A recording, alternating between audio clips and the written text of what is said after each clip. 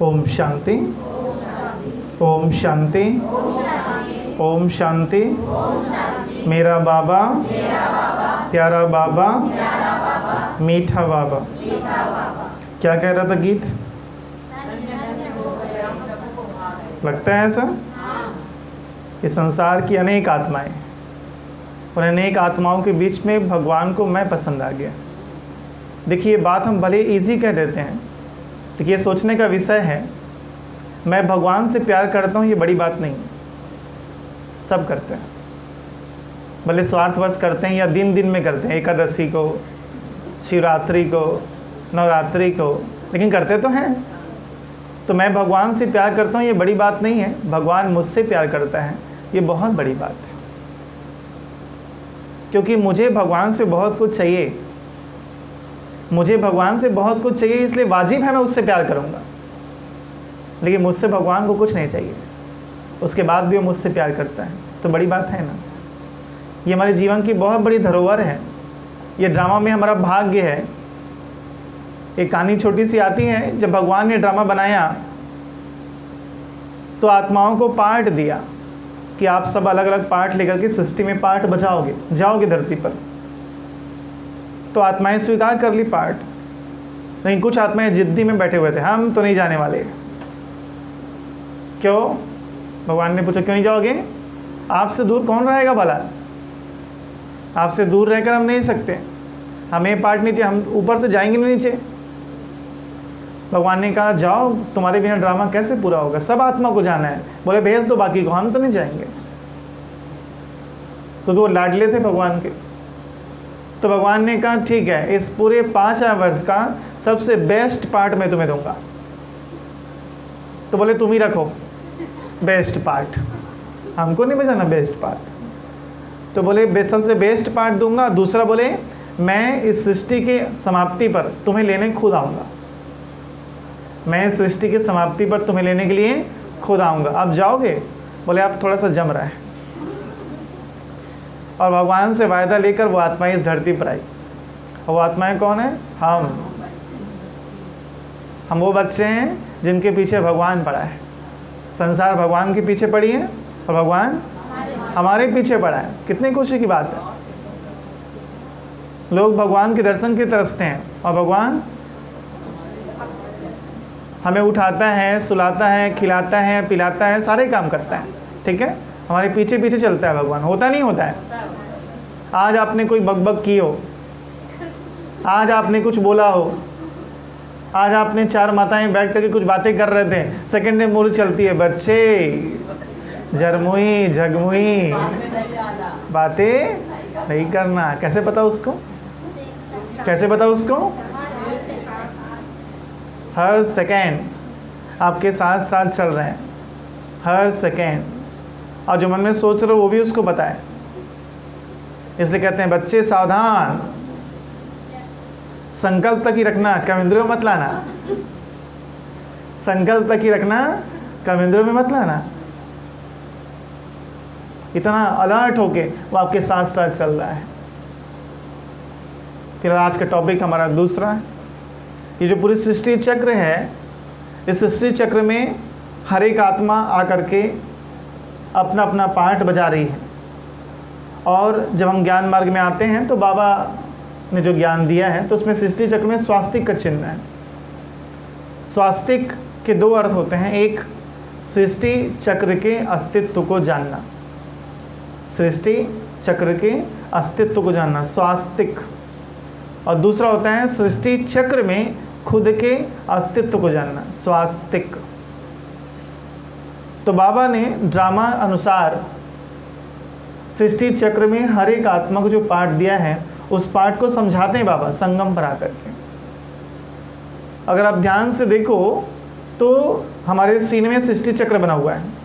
एक कल्पना बनाओ, सीने में सृष्टि चक्र बना हुआ है, और आत्मा के ऊपर हर युग का प्रभाव पड़ते रहता है। कभी कुछ चीज़ें द्वापर से आके आत्मा को टच करती हैं, कभी कुछ चीज़ें कलयुग से आके टच करती हैं, कभी त्रेता से तो कभी सतयुग से। ऐसे सृष्टि चक्र सीने में बना है, कल्पना करो। और हर युग का प्रभाव आत्मा पे धीरे धीरे कभी कभी समय अनुसार बढ़ते रहता है। अब जब बाबा इस धरती पर आते हैं तो बाबा ने पूरे ड्रामा को मुख्य रूप से 3 हिस्सों में डिवाइड किया है: स्थापना, पालना और विनाश। ये इसके 3 बहुत बेहद के महान चैप्टर हैं: स्थापना, पालना और विनाश। और बाबा ने आकर के सृष्टि के आदि मध्य अंत ज्ञान में ये 3 चीज़ों को समझाया है कि स्थापना क्या है, पालना क्या है और विनाश क्या है। अगर हम बाबा के कर्तव्य के हिसाब से लेंगे तो बेहद है, वो बेहद के रूप में स्थापना करते हैं बाबा, बेहद के रूप में पालना करते हैं और बेहद के रूप में विनाश होता है। तो बाबा का अलग कर्तव्य है। अभी हम देखेंगे केवल स्वयं के अनुसार। किसके अनुसार? स्वयं के अनुसार। कैसे एक आत्मा को स्थापना, पालना और विनाश कार्य करना है।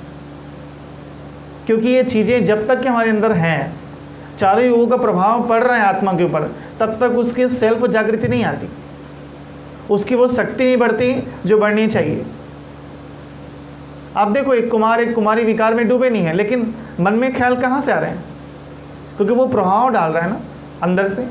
तो हमें भी व्यक्तिगत रूप से अपने अंदर भी कुछ चीज़ों की स्थापना करनी है, कुछ चीज़ों की पालना करनी है और कुछ चीज़ों का विनाश करना है। तो आज हम थोड़ा सा उसके ऊपर 15-20 मिनट चर्चा करेंगे, समझेंगे, जानेंगे। माताओं के लिए थोड़ा सा ये विषय कठिन था, लेकिन फिर भी जानना जरूरी था, इसलिए मैंने इस विषय को लिया है। सबसे पहली बात आती है स्थापना की। क्या करना है? स्थापना। शब्द को पकड़ो, क्या करना है? स्थापना। स्थापना शब्द क्या बताता है? आप एक इमेज करो, मेरा जो शरीर है या मेरा जो मन है, ये 1 एकड़ ज़मीन है। क्या ये 1 एकड़ की एक प्लाट है हमारे पास, 1 एकड़ का। इसमें कहाँ कहाँ क्या क्या बनाना है आप डिसाइड करोगे। आपको कहाँ कहाँ क्या क्या स्थापित करना है, क्या क्या निर्माण करना है, ये आप डिसाइड करोगे। ठीक है? अब ये सोचो, आपका ब्रेन है, ब्रेन, ठीक है, ब्रेन। इसमें मुझे स्थापित करना है, क्या स्थापित करना है? एक मंदिर। क्या स्थापित करना है? मंदिर। मंदिर का नाम होगा दुख हरण महादेव। क्या होगा? मस्तिष्क में स्थापित करो एक मंदिर, उसका नाम क्या है? दुख हरण महादेव। हर समय विचार चलाओ, कैसे मुझे दूसरों की दुखों को मिटाना है। क्या फ़ायदा? दूसरों के दुखों को मिटाने से मुझे क्या फ़ायदा मिलेगा? आपके जीवन में दुख नहीं आएंगे। जिसके मन में हर समय ये विचार चलता है कि दूसरों के दुखों को कैसा मिटाया जाए। ठीक है? अब एक बात समझ लीजिए, मैं शुरू में बोलने वाला था, भट्ठी की विधियाँ बहुत सारी हैं। भट्ठी एक नहीं होती, अनेक प्रकार की भट्ठियाँ होती हैं। योग की भट्ठी अलग है, ज्ञान की भट्ठी अलग है, धारणा की भट्ठी अलग है और सेवा की भट्ठी अलग है। इस पर कभी विस्तार से चर्चा करेंगे। आज मैं आपको बता दूं 1-2 चीज़ों को लेकर के। यदि जब कृष्ण ने भागवत में दिखाया है, कृष्ण अक्रूर से मिला तो अक्रूर को बहुत अहंकार था अपनी बुद्धिमान पर, बुद्धि पर। वो बहुत सारे बुद्धि का प्रयोग करते रहता है। जब वृंदावन से उसको लेके जाते हैं मथुरा, तो वो रास्ते में कृष्ण उससे कुछ पूछता है, तो कहता है तुम नहीं समझोगे, तुम अभी बच्चे हो। कृष्ण को कहता है वो, तुम नहीं समझोगे, तुम बच्चे हो। तो उसको कृष्ण अपने साक्षात्कार कराता है कि मैं भगवान हूँ, तुम देखो जरा। तब उसका अहंकार खत्म होता है।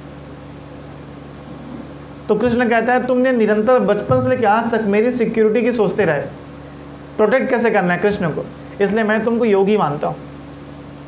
तो हमारे मन में जो चीज़ निरंतर स्थित रहता है वो भी एक भट्ठी है अपने आप में। तो यदि मेरे मन में ये विचार चल रहा है, क्या चल रहा है? दुख हरण महादेव, मुझे सबके दुखों को दूर करना है, क्या उसके लिए मैं करूं? क्या रास्ता अपनाऊं? क्या सकाश दूं? क्या योग अभ्यास करूं? तो बाबा इसे भी भट्ठी मानता है।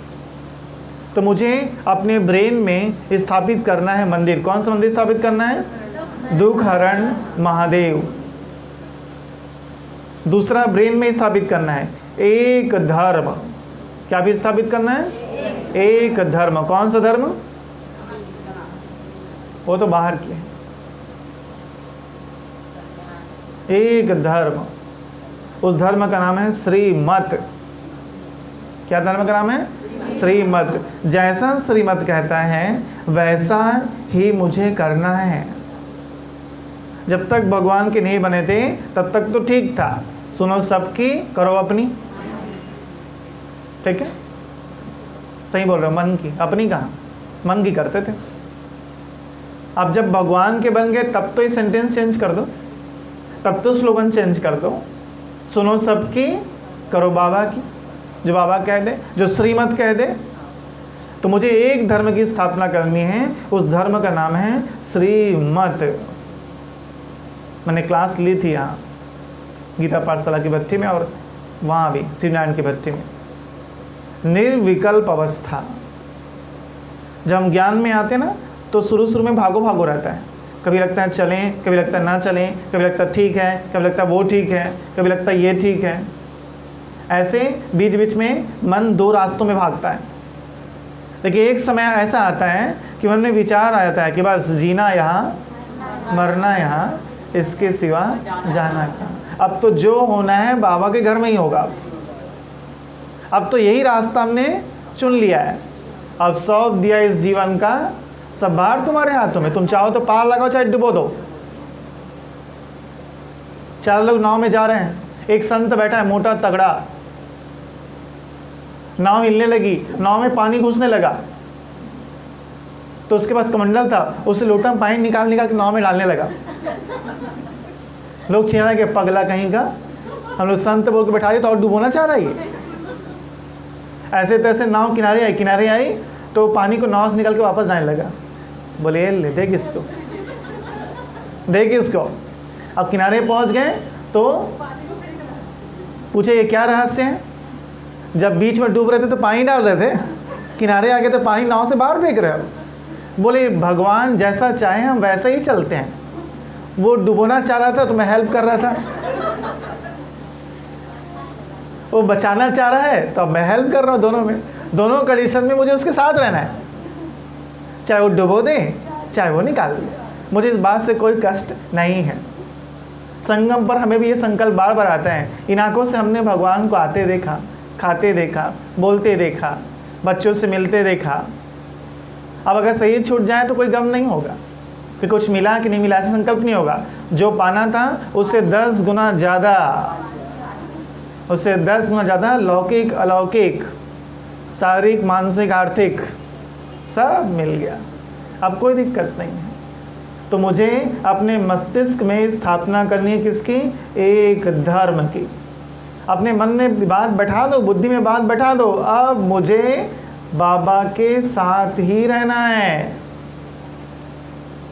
जैसा उसने कह दिया है वैसा ही करना है। सुन ले मन, लपरहा कहीं का, याद दिला दो उसके। मैं तेरे हिसाब से नहीं चलूँगा।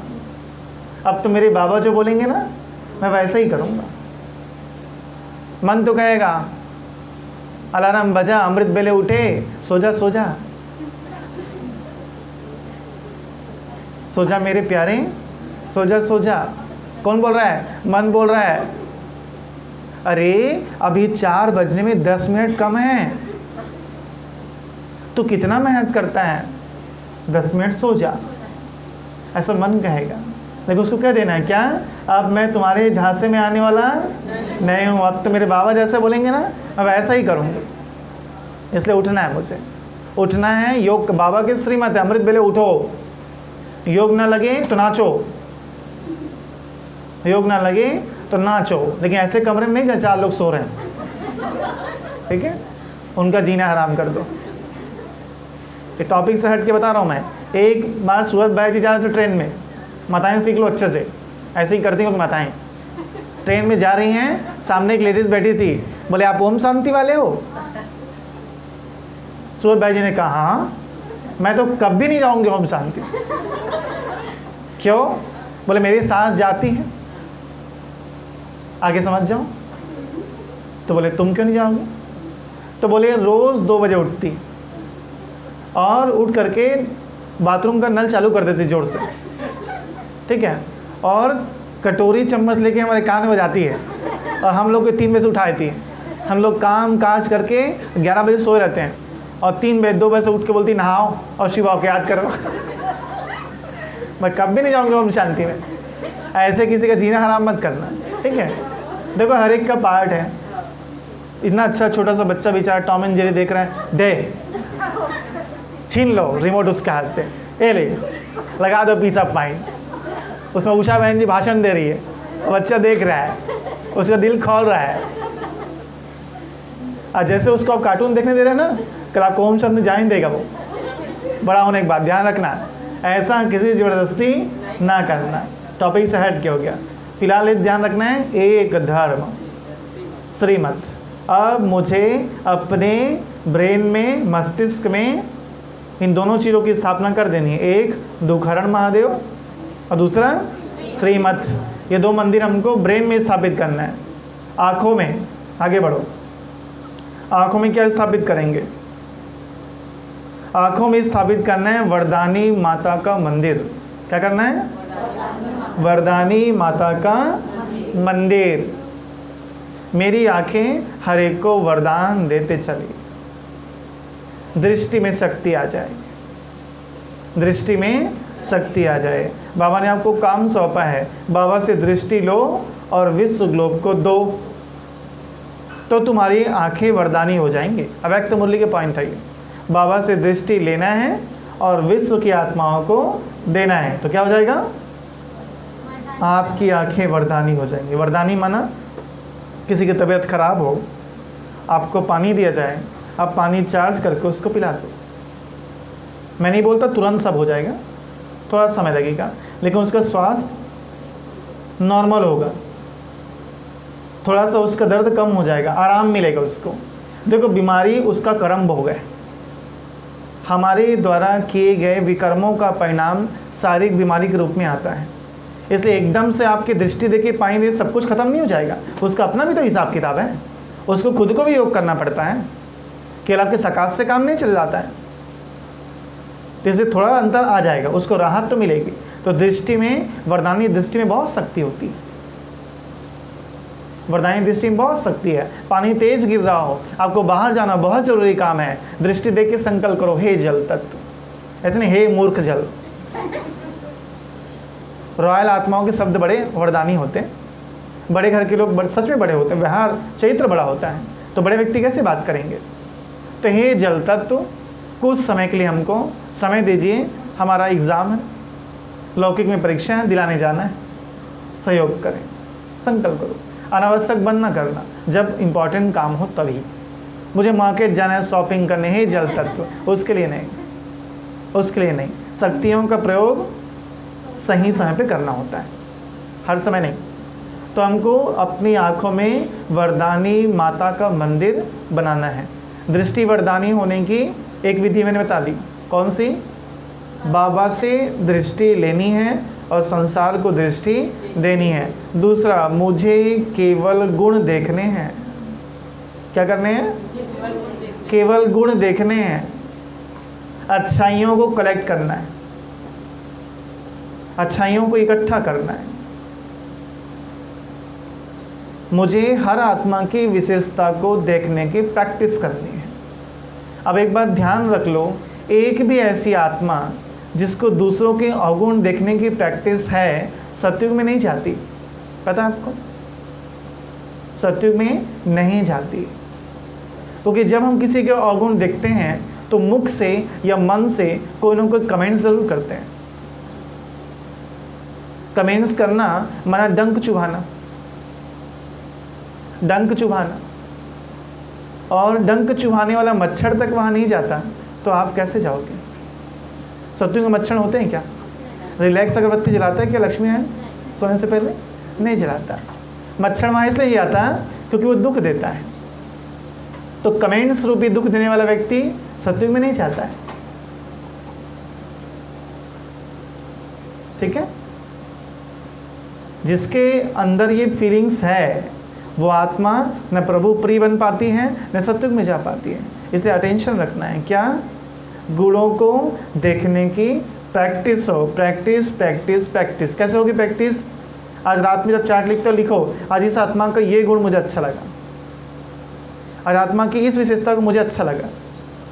एक आध तो लिखो, भाव का पत्र में लिखो, इस आत्मा की ये जो विशेषता थी अच्छी लगी, इससे मुझे सुख मिला। प्रैक्टिस तो गुण देखने की कह तो देते हैं, हम प्रैक्टिस कहाँ करते हैं? तो आंखों में क्या करना है? वरदानी माता का मंदिर बनाना है। और मुख में क्या करना है? मुख में क्या करना है?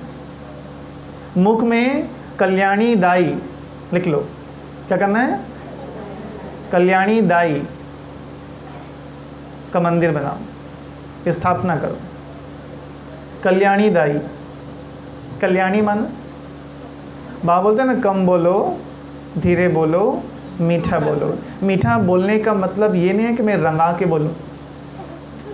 आइए ना, बैठिए ना, रसगुल्ला खाएंगे, पेटू कहेंगे, कितना खाते हो, हमारे घर का खाना खत्म हो जाता है। मैं मीठा तो बोल रहा हूँ, लेकिन क्या ये मीठा है? धीरे से बोल रहा हूँ। आप बहुत गंदे हो, आप बहुत घटिया हो, धीरे बोल रहा हूँ मैं। अच्छा है क्या? ये 3 स्लोगन का एक सार है, कल्याणकारी बातें करो। वो बातें जिससे किसी का कल्याण हो, ठीक है? वो बातें जिससे किसी का कल्याण हो, वो बातें करो। भगवान ने खूब सारी बातें सिखाई हैं। आज बाबा ने कहा सबको कहो, क्या कहो? शिव बाबा आया है, उसे याद करो। हमारा पिता आया है, उसे याद करो, सबको कहो। निवैर भाई खड़े हैं बीच रोड में, साकार बाबा के समय की बात है। एक व्यक्ति पूछता है, दिलवाड़ा मंदिर का एड्रेस पता है क्या आपको? उन्होंने कहा 2 दिलवाड़ा है, एक चैतन्य एक जड़, आपको कहाँ जाना है? उसने कहा आज जड़ का बता दो, कल चैतन्य में आऊंगा। देवकुल की आत्मा थी ना, तीर लग गए उसको। और सच में उस दिन दिलवाड़ा मंदिर गया, सेकेंड डे वहां आया बाबा के पास और रेगुलर बच्चा बन गया। बातें कल्याणकारी है, बातें कल्याणकारी। सोचो पहले, कोई बहुत दिन बाद आपसे मिले, कोई ना कोई ज्ञान की बात तो दे ही दो उसको, कोई ना कोई ऐसी चीज बोल ही दो। लेकिन वो प्रैक्टिस में होगी तब होगी, जो वो आदत होगी तब होगी। अगर रेगुलर मेरे मुख से ज्ञान सुनाने की प्रैक्टिस नहीं है, इसलिए बाबा ने कहा है सबको ज्ञान सुनाना है। मुख से ज्ञान बांटे बिना खाना मत लेना अंदर। ब्राह्मण वो जो ज्ञान बांटे। बाबा तो यहां तक कहते हैं, तुम जिस धारणा में नहीं चलते वो भी दूसरों को सिखाओ। तुम्हें शिव बाबा की याद नहीं रहती तो भी तुम दूसरों को बाबा की याद दिलाओ। मुख में प्रैक्टिस चाहिए ज्ञान देने की। माताओं को प्रैक्टिस डालनी है, मुख से ज्ञान निकले, ज्ञान बांटो। सुनते हो, बांटते नहीं हो। कबूतर हो, अब पैरट बनो। जानकारी बोलती, पहले मैं पिंजन थी, कबूतर सुनती थी बस, सुनाती नहीं थी। बाबा ने एक दिन पकड़ लिया मुझे नाश्ता कर रही दादी, आ गए बाबा, कैसे? किसी ज्ञान दी है, नाश्ता कर रही है? बोले वो दिन और आज का दिन। बोले मैंने बिना किसी को ज्ञान दिए नाश्ता नहीं किया, ज्ञान दिए बिना नाश्ता नहीं किया। पकड़ लिए बाबा ने ऐसे। प्रैक्टिस करो कि ज्ञान मुख से निकले। जब ऐसे प्रैक्टिस होगी तो एट द मोमेंट याद आएगा, वरना जाने के बाद आएगा उसको ये बोलना चाहिए था, मैं तो नहीं बोल पाया। तो मुख में क्या करना है? कल्याणी देवी, कल्याणी दाई का मंदिर बनाओ। मुख से बोल कल्याणकारी हो, केवल ज्ञान नहीं, शब्द बहुत चुनकर बोलो। जो स्पीच होती है ना, जैसे मैं क्लास कर रहा अभी, स्पीच को बोलते हैं सिल्वर, चांदी। ऐसे भाषण देना, ऐसे ज्ञान सुनाना, उसको बोलते हैं चांदी। और साइलेंस को बोलते हैं गोल्डन। क्या बोलते हैं? गोल्डन। मौन रहना, ये गोल्डन है। लेकिन बैलेंस स्पीच, सम्यक भाषा, जहाँ बोलना चाहिए वहाँ बोलो, जहाँ चुप रहना चाहिए वहाँ चुप रहो, संतुलित बोलो, सटीक बातें करो। अगर ऐसी प्रैक्टिस हो जाए तो इसको बोलते हैं डायमंड। ये मौन से और स्पीच से ज़्यादा श्रेष्ठ है। संतुलित बातें करो, वो बातें जो 2 शब्द में किसी की बुद्धि हिला दे, 2 शब्द में किसी को आत्म साक्षात्कार करा दे। ऐसे शब्दों को प्रयोग करने की प्रैक्टिस हमको थोड़ी सी करनी पड़ेगी। और ये शब्द आपको मिलेंगे कहाँ? अव्यक्त मुरलियों में। अव्यक्त मुरलियों में शब्द भरे पड़े हैं। बाबा के कितने सुंदर शब्द हैं, सुन लीजिए सभी। जिस दिन तुम्हारे मुख में बाबा बाबा होगा, उठते बैठते चलते फिरते, जिस दिन तुम्हारे मुख पे बाबा बाबा होगा, उस दिन संसार की सर्व आत्माओं के मुख पे तुम्हारा नाम होगा। तुम्हारा नाम होगा। संसार की आत्माएं जान जाएंगे यू आर अ ग्रेट, आप एक महान आत्मा है। आगे चलो, दिल में पहुंचो तो मुख में कल्याणी माता का मंदिर, दिल में भोला महादेव। क्या स्थापित करो? भोला महादेव। चातिर, सातिर, चतुर, तिकड़मबाज, फ्रॉड, ऐसे कोई भी कारखाने दिल में न बनाना। ठीक है? ऐसे कोई भी कारखाने दिल में न बनाना। क्यों? उसी दिल में भगवान को बैठा रहे हो और उस दिल में सारे अजगर घूम रहे हैं। कैसे चलेगा काम? दिल में कौन सा मंदिर बनाना है? भोला महादेव। भोला माना आस पास की किसी का भी कोई भी व्यवहार मेरे व्यवहार को परिवर्तन ना कर दे, मेरे व्यवहार को परिवर्तन ना कर दे। हम सेंटर है, 2 लोगों से मुलाकात हुई, एक ने कहा आइए ना, बैठिए ना, दूसरे ने आके उठा दिया, तुम्हारी जगह नहीं है, निकलो यहाँ से, तुम्हें पीछे बैठना चाहिए, नए नए आए हो, चले आए सामने बैठ गए। ठीक है? 2 लोगों से मुलाकात हुई, दोनों का व्यवहार याद रहेगा और दोनों के साथ उसके व्यवहार के अनुसार हम व्यवहार करेंगे। तो ये बात है साधारण मनुष्यों की। किसकी बात है? साधारण मनुष्यों की। आपका व्यवहार ऐसा हो जो सामने वाले को खुद ब खुद महसूस करा दे कि मुझसे गलती हो गई, मुझसे गलती हो गई। इसको बोलते हैं नोबल रिवेंज, बदला भी महान तरीके से। जिसने अपमान किया उसका इतना सम्मान करो कि व्यक्ति खुद ब खुद सोच ले, समझ ले कि गलती मेरी थी। उसने अपमान किया, आपने अपमान किया, वो तो पीढ़ी चलेगी, फिर कई पीढ़ी तक बदला चलते रहेगा। वो भी प्रयास करेगा आगे बदला लेने का, मिटाना पड़ेगा। दिल में स्थापित करना है क्या? भोला महादेव का मंदिर। इन बातों को इकट्ठा नहीं करना है, हाथों में स्थापित करना है महावीर, महावीर का मंदिर। महावीर की निशानी क्या है? विशेषता सेवा। महावीर की विशेषता सेवा। हनुमान ने पूरा लाइफ टाइम क्या किया है? राम की सेवा की है, वो भी झुक कर। एक सेवा करके अहंकार में नहीं आ गया, झुक करके जो भी सेवा की राम ने तारीफ की तो कहते हैं आपके श्री चरणों का प्रताप है, आप तो जानते हो, अपनी बड़ाई नहीं झोंक ली। तो हाथों में स्थापित करना है महावीर का मंदिर। हाथ किसके लिए है? सेवा के लिए। ऐसे स्थापित करते चलना। पेट में स्थापित करो संतोषी माता का मंदिर। संतोषी माता का मंदिर। जितना भोजन मिला ना, जैसा मिला स्वीकार करो, संतुष्ट रहने की आदत डालो। भोजन के लिए जीवन नहीं है, जीवन के लिए भोजन है। ठीक है? जो मिला सब बढ़िया। माताएं इसमें क्या पास होती हैं, आपको बोलने की जरूरत नहीं। फिर भी हमको संतुष्ट रहने में की स्थापित करना है कि पेट में संतोषी माता का मंदिर है, हम संतुष्ट होते हैं, थोड़े से में संतुष्ट हो जाते हैं। ये स्थापना के कुछ चैप्टर थे। अब आती है पालना। पालना मेरी किताब है ज्ञान सूर्य। ज्ञान सूर्य मैंने एक चैप्टर लिखा है इसके ऊपर, मास्टर पालनहार। उस पर काफ़ी विस्तार से मैंने इसको लिखा है। फिलहाल मैं 2-4 बातें आपके सामने अभी रख रहा हूँ। पालना किसकी करनी है, क्या करनी है, कैसे करनी है। सबसे पहली पालना आपको करनी है किसकी?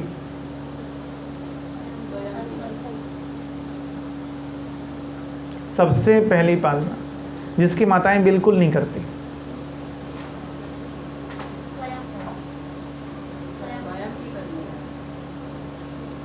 ठीक बोल रहा हूँ? सबसे पहली पालना आपको करनी, माताओं को खास, अपने शरीर की। ठीक है, अपने शरीर का ध्यान माताएं नहीं रखती, बाकी सबका शरीर का ध्यान रखती हैं। अपने पूरे लाइफ में खाना दूसरे के पसंद को बनाती, बच्चों के पसंद का या पति के पसंद का।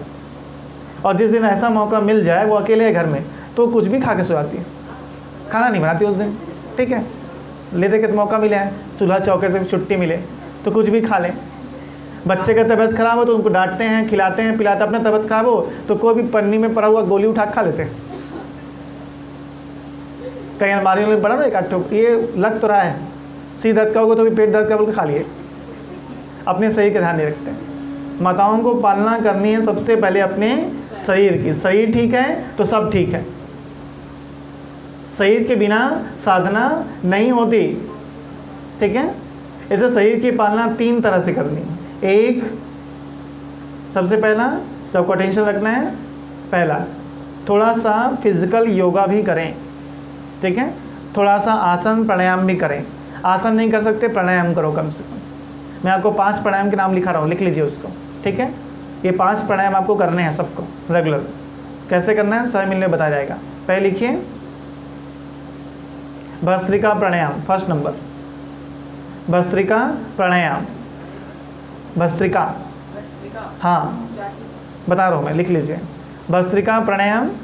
दूसरा लिखिए कपाल भाती, सब प्राणायाम है, लिखने की जरूरत नहीं है। दूसरा कपाल भाती। तीसरा अनुलोम विलोम। तीसरा अनुलोम विलोम। चौथा भ्रामरी। चौथा भ्रामरी। और 5वां ओम ध्वनि लिख लो, उद्गीत बोलते हैं उसको, ओम ध्वनि लिखो आप। ठीक है, ये 5 प्राणायाम आपको करने हैं। ठीक है, मैं क्लास कर आपको बता दूंगा लास्ट में कैसे करना है। ये 5 प्राणायाम करिए कम से कम, ये आपके शरीर को स्वस्थ रखने में बहुत सहयोग करेगा आपको। जब मिले समय तब, सुबह मिले तो सुबह, नहीं मिला तो दोपहर में खाना खाने के 2 घंटे गैप में कर लेना। और वो भी नहीं मिला शाम को कर लो सूर्य डूबने से पहले। तो 3 टाइम में से कोई भी एक टाइम कर लेना है आपको। ठीक है, तो शरीर की पालना। दूसरी एक विधि क्या हो गई, योगाभ्यास के माध्यम से। दूसरा डाइट, भोजन खाने के भी कुछ नियम हैं।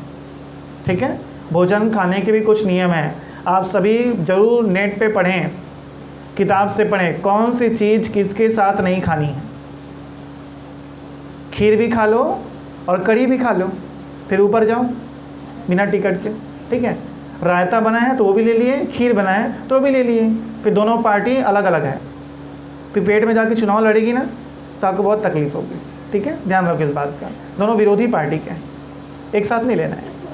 हमने क्रीम भी खाया, आइसक्रीम भी खा ली और गरम गरम पकौड़े भी खा लिए, दिक्कत होगी ना। 2 विरोधी चीज़ें हैं, एक दूसरे के साथ नहीं खाएं। थोड़ा सा डाइट का, आगे का सेशन लंबा सेशन रहेगा माताओं को, उसमें हम 1 घंटे केवल फिजिकल पे सेशन रखेंगे, आसन प्राणायाम कुछ डाइट के ऊपर लेकर के।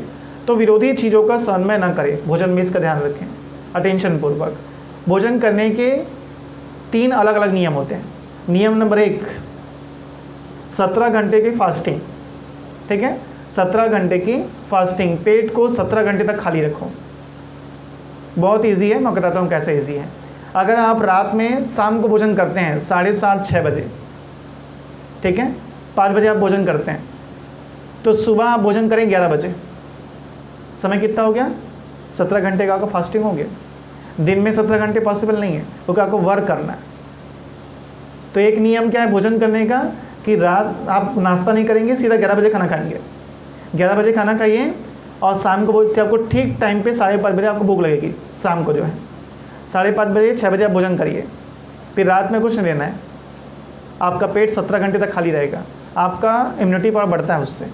पेट भरा होना तो पूरी शक्ति खाने को बचाने लगती है, तो शरीर स्वस्थ कहाँ से रखेगा, इम्यूनिटी पावर कम होती है उससे। थोड़ा पेट को खाली चाहिए, एक विधि है। दूसरी विधि, नाश्ता 100%। सुबह नाश्ता करिए दबा के अच्छे से, जितना आप खा सकते हो। नाश्ता 100%, दोपहर का भोजन 75% और रात का भोजन 25%। ये उसके दूसरे स्टेप है। नाश्ता अच्छे से खाइए, दोपहर का खाना उससे आधा और रात का खाना उससे आधा। ये दूसरी विधि है भोजन करने की। तीसरी फिर नेचुरोपैथी आती है, उसकी आपको रिक्वायरमेंट नहीं है, अभी छोड़ दीजिए उसको। तो ये दूसरी विधि है डाइट, अपने शरीर को स्वस्थ करने की। और तीसरी विधि है शरीर को सकाश, टाइम निकाल करके शरीर को सकाश दीजिए। कोई ऐसा बच्चा नहीं है संसार का बाबा का जिसको शारीरिक कर्म भोग के पेपर नहीं आएंगे। सबके पास शारीरिक बीमारी कभी न कभी मुस्कुराते हुए आएगी, और उसका सामना करने के लिए अभी से सकाश चाहिए।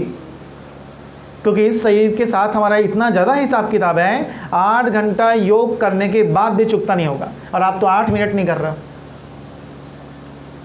आप एक दिन में 8 मिनट अपने शरीर को सकाश देते हो, ध्यान देखना।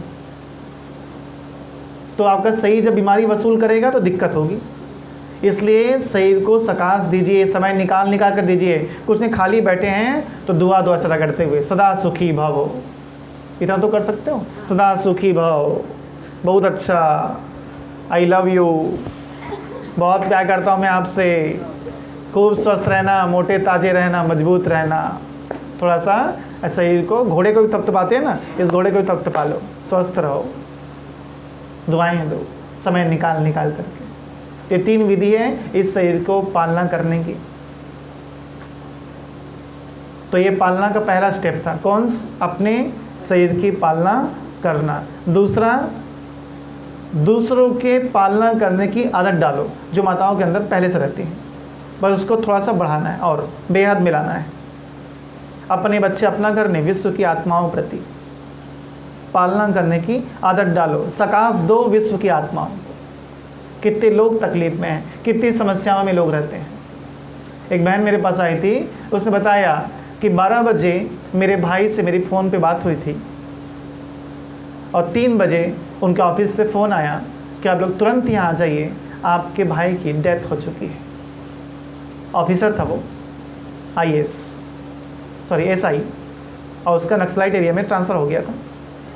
छोटा भाई, बहन पटवारी थी, छोटा भाई नक्सलाइट एरिया में। 12 बजे बात हुई है, 3 बजे गोली मार दी नक्सलाइट ने।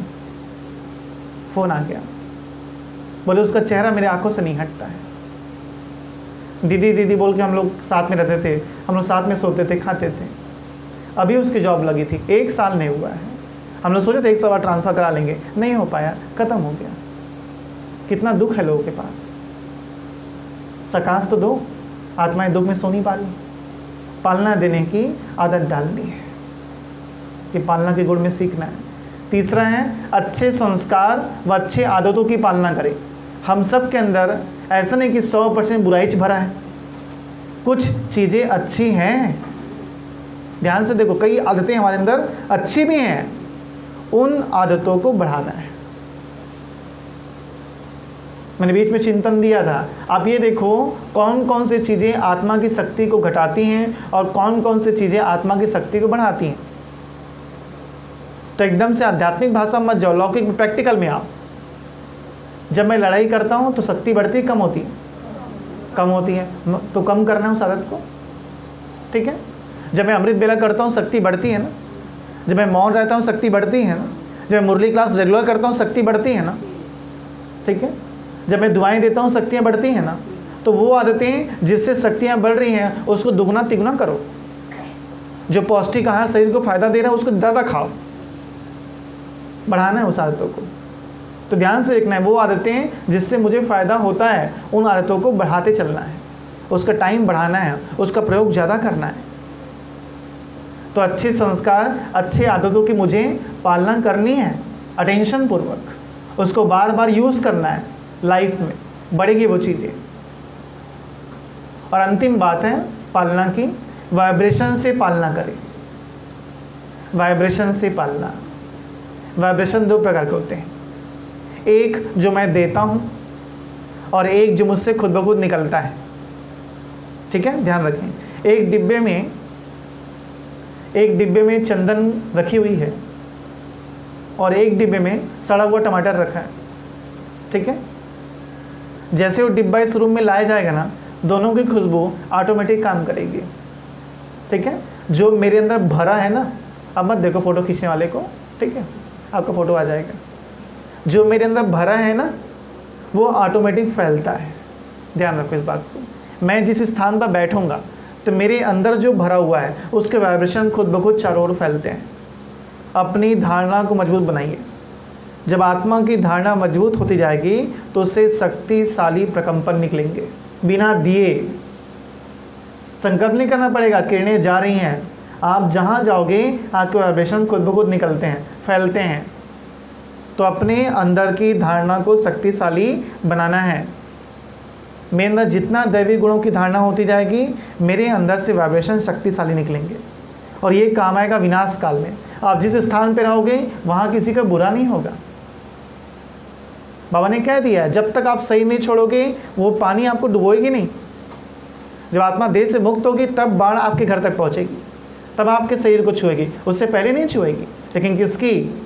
जिसके वाइब्रेशन शक्तिशाली हैं उसकी बात चल रही है। ये उस समय मैं शुरू करूँ, मैं फरिश्ता और मैं फलाना फलाना, तब तक तो लहरें आ जाएंगी, तब तक लहरें आ जाएंगी, तब तक आप डूब जाओगे। अभी से अभ्यास चाहिए, बढ़ते चलो। मेरी धारणा शक्तिशाली होते चले, दैवी गुणों की धारणा शक्तिशाली होते चले।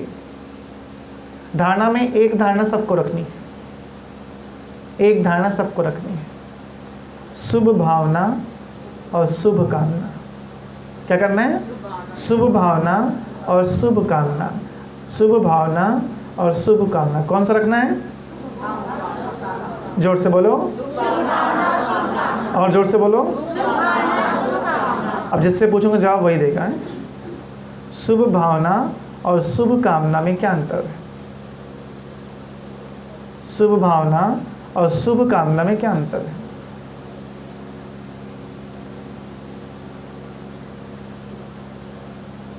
कौन बता रहा है? हाथ उठा दो। शुभ भावना और शुभ कामना में क्या अंतर है?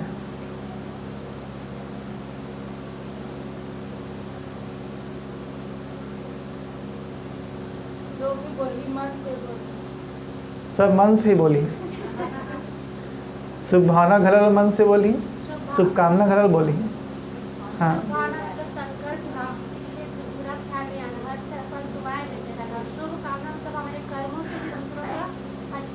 ठीक, का जोड़ दिया ना। और शुभ भावना शुभ कामना रखोगे तब जब पता होगा। बोल तो दिए, पता होता पूछने वाले नहीं बोलते। ठीक है, देखो दूसरों के लिए श्रेष्ठ भावना रखना ये है शुभ भावना, और खुद के लिए श्रेष्ठ भावना रखना इसको बोलते हैं शुभ कामना। अपने लिए भी अच्छा सोचो, ठीक है। कामना खुद के लिए होती है ना, ठीक है, उसमें शुभ शब्द जोड़ दिया है। अगर मैं कामना बोलता तो हम पहुंच जाते आप। शुभ कामना, अपने लिए भी श्रेष्ठ सोचना, नेगेटिव नहीं सोचो। 5 दिन योग किया, काम नहीं बना, लगता बन में नहीं करेगा, ये शुभ कामना है। कितनी माताओं ने अपने पति को बदलने के लिए 12-12 साल योग किया है, और ऐसा बदला पति कि घर को पूरा सेंटर बना दिया। बच्चे समर्पित, घर सेंटर, इतना परिवर्तन हुआ। समय लगा ना, 12 साल योग किए माता जी ने। समय लगता है, तुरंत नहीं होता है। शुभ भावना शुभ कामना, ये मेरी धारणा है, इसको पकड़ना है, ठीक है। तो मेरे वाइब्रेशन भी ऐसे निकलेंगे, जहाँ मैं जाऊँगा हर एक आत्मा मेरा स्वागत करेगी। तो ये थी पालना। तीसरा अंतिम सब्जेक्ट है विनाश। विनाश पालना में आउट ऑफ सब्जेक्ट में एक लाइन आपको और बता दूं, इस यज्ञ की भी पालना करो, इस यज्ञ की भी पालना करो। भगवान का यज्ञ बाबा के बच्चों के सहयोग से चलता है। आपका एक उंगली का सहयोग यज्ञ को जरूर लगाना चाहिए, बिना ये सोचे कि लोग क्या सोचेंगे। लोग क्या सोचेंगे, आपका 1 रुपये भी महत्वपूर्ण है। भगवान के कार्य में अपने 1 रुपये का सहयोग जरूर लगाना चाहिए। उनको आपकी उस 1 रुपये की ज़रूरत नहीं है, उस 1 रुपये की ज़रूरत आपको है। आप जब धन लगाओगे धन बढ़ेगा, तन लगाओगे तन बढ़ेगा, मन लगाओगे मन बढ़ेगा। जो बढ़ाना है वो लगाओ, बाकी आप समझदार हो। तो यज्ञ की भी पालना करनी है। अब आता है विनाश। विनाश आने वाले समय में महाविनाश तो होगा, जो बाबा कराएंगे। एक बहुत विशाल कार्य है, बाबा ने उसका पूरा प्लान बना के रखा, कैसे कैसे किस किस आत्मा को देह से मुक्त करना है। उसकी विधि, सबकी विधि बाबा के पास है। डेट सबका पता है बाबा को। आपका डेट ऑफ बर्थ आपको पता है, डेट ऑफ डेथ नहीं पता, वो बाबा की डायरी में है। किसका पत्ता कब साफ करना है, किसको कब बुलाना है, कारण कौन सा होगा। एक बात ध्यान रखो, खास माताओं को जानना चाहिए, मृत्यु एक ऐसा सत्य घटना है जो किसी की टाली नहीं जाती, और इसमें किसी का दोष नहीं होता है, होनी होकर रहती है। भगवान भी किसी की मृत्यु को नहीं टालता, क्योंकि आगे चैप्टर बढ़ना है।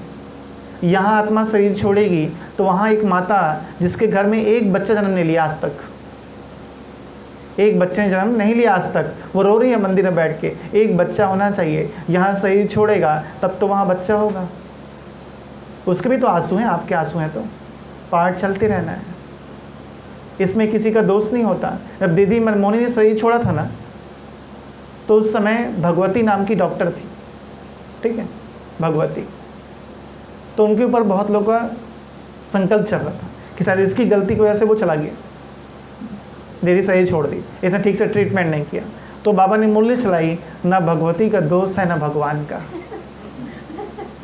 ना भगवती का दोष है ना भगवान का। समय प्रमाण हर एक आत्मा को इस शरीर में आना होता है और इस शरीर से जाना होता है। उस पार्ट को हमें स्वीकार करना है, उस पार्ट को हमें स्वीकार करना है, ताकि उस आत्मा का आगे का सफ़र भी अच्छा हो सके। हम संकल्प चलाते ना रहें। हर एक आत्मा को आपके शरीर में, आपके जीवन में, आपके परिवार में पार्ट बजाने के एक समय निश्चित है, और उस प्रमाण ही आत्मा रहेगी। कारण उसके बहुत सारे बनते हैं, कारण बहुत सारे बनते हैं, बीमारी बनती है, एक्सीडेंट बनता है, घटनाएं बनती हैं, लेकिन आना और जाना अपना एक फिक्स होता है। इस बात को उतार ले बुद्धि में, क्योंकि इस आने वाला समय कई दृश्य आपको दिखाएगा जो शायद आपको पसंद ना हो। तो विनाश की अपनी तैयारी है बाबा की। हमें क्या क्या विनाश करना है ये जान लीजिए। सबसे पहले मुझे क्या क्या करना है, क्या विनाश करना है। कलयुग की यादें, कलयुग की यादें।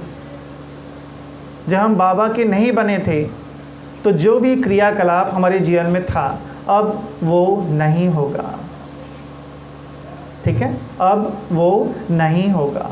अपने आप को समझा दो, हम पहले जो करते थे वही आज करें तो काहे का जीवन, नया जीवन कहाँ हुआ, नवीनता कहाँ हुई। जो सोच मेरी कल थी वो सोच मेरी आज है, जैसी दिनचर्या वहाँ थी वैसी दिनचर्या आज भी है। आज ही मैं 8 बजे सो के उठता हूँ, आज ही मैं वही सब काम कर रहा हूँ, तो परिवर्तन कहाँ हुआ, नयापन कहाँ हुआ। फिर नवीनता नहीं तो भगवान के जीवन का सुख कहाँ मिलेगा। फिर बोलेंगे यहाँ भी तो आने से कोई फ़ायदा नहीं, वो वैसे ही हैं जैसे थे। कलयुग की यादें समाप्त करनी हैं, कलयुग के संबंध समाप्त करने हैं, ठीक है। किसका बज रहा है मोबाइल? बहुत खुश हुई मुझे इस बात की, हैं? कहाँ है बताओ, यही बज रहा है क्या? ये बज रहा है बेटा, क्लास सुन रहे थे शायद ना, अच्छा मैं तो काट दिया। चलो, तो कलयुग के संबंध मुझे समाप्त करने हैं। आप ध्यान से देख लो, परिवार में जितने भी लोग हैं ना, ठीक है, ध्यान सुनो थोड़ा सा, परिवार के सब लोगों को ध्यान से देखो और संकल्प करो अब इनसे मेरा कोई संबंध नहीं है। डराना है ना, अब मेरा इनसे कोई संबंध नहीं है। फिर संकल्प करो लेकिन मुझे इनकी सेवा करनी है, लेकिन मुझे इनकी सेवा करनी है, क्योंकि ये घर है सेंटर और ये है बाबा के लाल।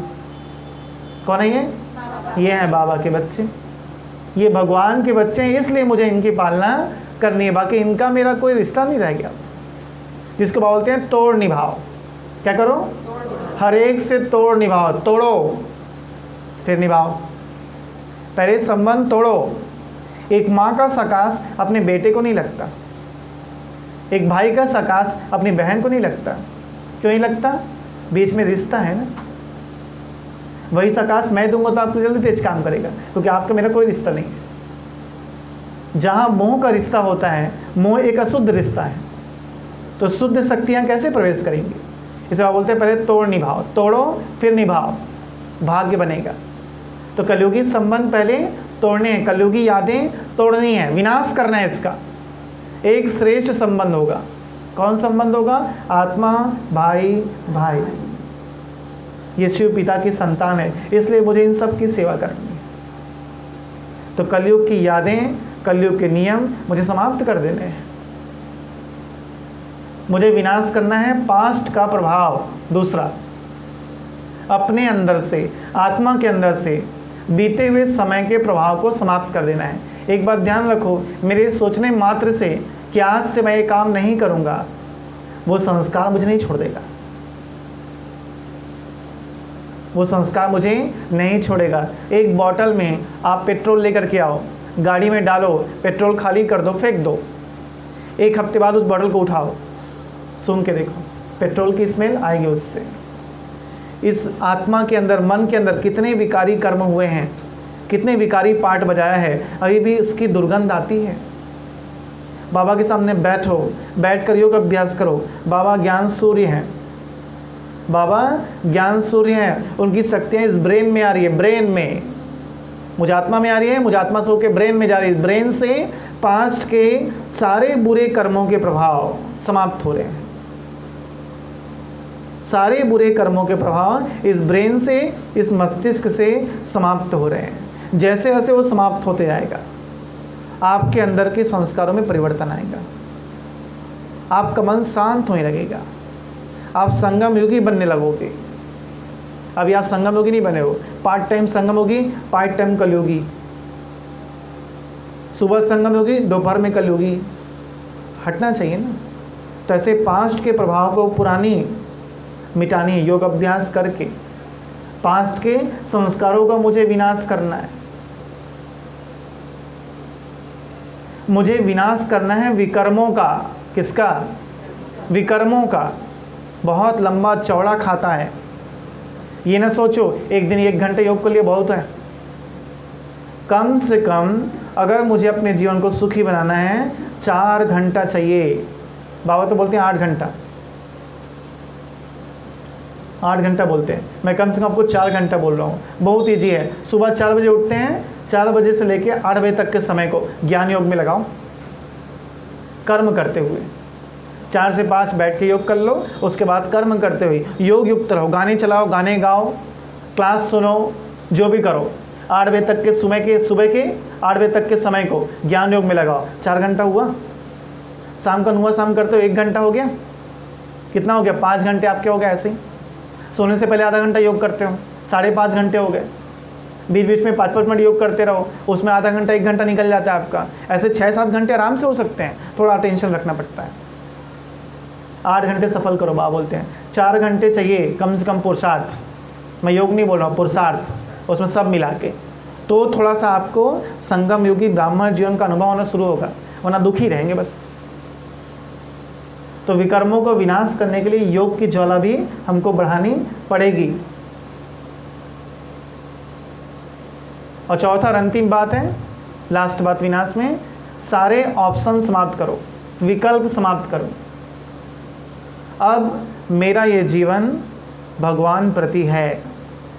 हमने इंसान से खूब रिश्ते निभाए।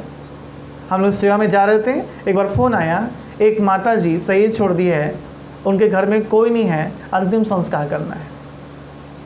हम लोग कुछ भाई लोग गए थे, बीके भाई बहन लोग, उनके हॉस्पिटल से डेड बॉडी लेकर के आए, अंतिम संस्कार किया।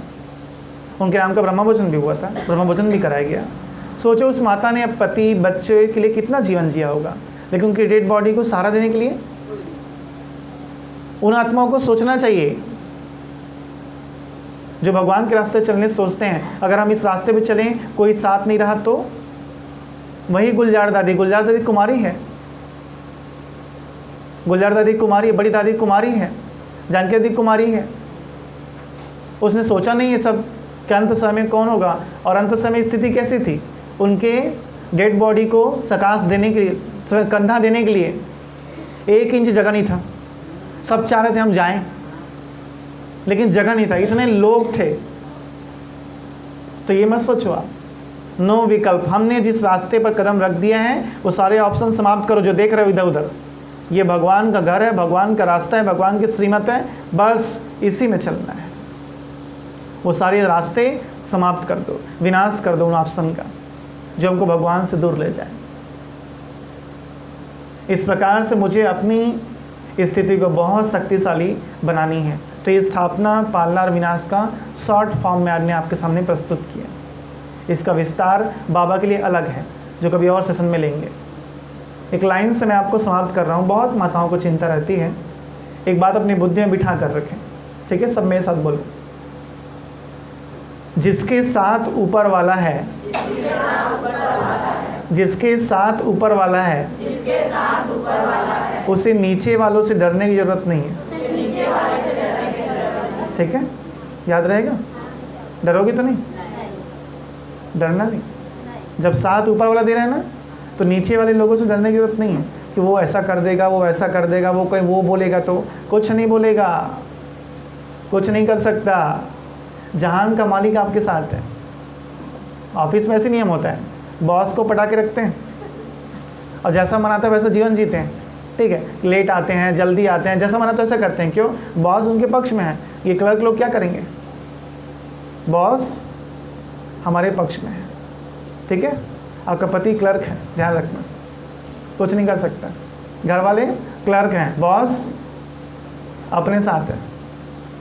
तो साथ मिल रहा है, नीचे किसी भी चीज़ से डरने की ज़रूरत नहीं है। हमारी सफलता निश्चित है। ओम शांति।